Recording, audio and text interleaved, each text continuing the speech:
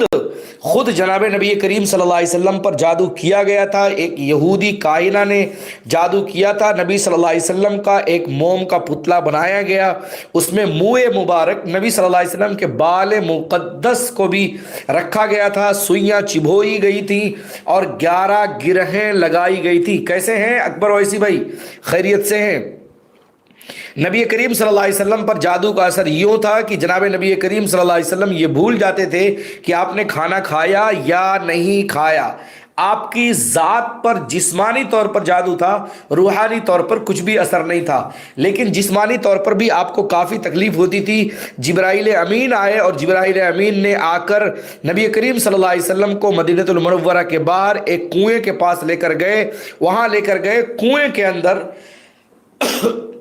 آپ اترے تو کنویں میں دیکھا نبی کریم صلی اللہ علیہ وسلم کا ایک پتلا رکھا ہوا ہے, سوئیاں چبوئی گئی ہیں, اس میں 11 گرہیں لگائی گئی ہیں. حضرت جبرائیل امین نے کہا اللہ کے رسول آپ پڑھیے قل اعوذ برب الفلق. آپ نے پڑھا قل اعوذ برب الفلق, ایک گرہ کھل گئی, ایک گانٹ کھل گئی. آپ نے دونوں سورتوں کی 11 آیات پڑھی, 11 گرہ کھل گئی. اس کے بعد نبی کریم صلی اللہ علیہ وسلم کو عافیت ہوئی. اچھا, نبی پر جادو ہوا, اس بات کا کیا مطلب ہے؟ اس بات کا مطلب یہ ہے کہ امت پر جب بھی جادو ہو تو ان سورتوں کے پڑھنے کا اہتمام کیا جائے.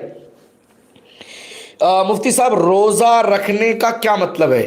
دیکھیے ثنایا خان بہن, اللہ تعالیٰ نے قرآن کریم میں فرمایا ہے, قرآن کریم میں فرمایا ہے یا ایھا الذین آمنوا کتب علیکم الصیام, اے ایمان والو تم پر روزے فرض کیے گئے, کما کتب علی الذین من قبلکم, اس سے پہلے تم سے پہلے بھی دوسری امتوں پر فرض کیے گئے تھے, لعلکم تتقون, یہ اس لیے ہے تاکہ تم تقوی اختیار کر سکو, طہارت پاکیزگی اختیار کر سکو.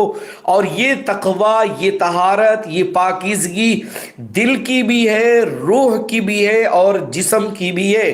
یعنی جب ہم 15 گھنٹے 12 گھنٹے کنٹینیوسلی بھوکے رہتے ہیں تو اس کی وجہ سے ہمارے جسم کے اندر بہت ساری غلط چیزیں, یا یوں کہیں کہ وہ چیزیں جو خراب چیزیں ہیں وہ جل کر خاک ہو جاتی ہیں.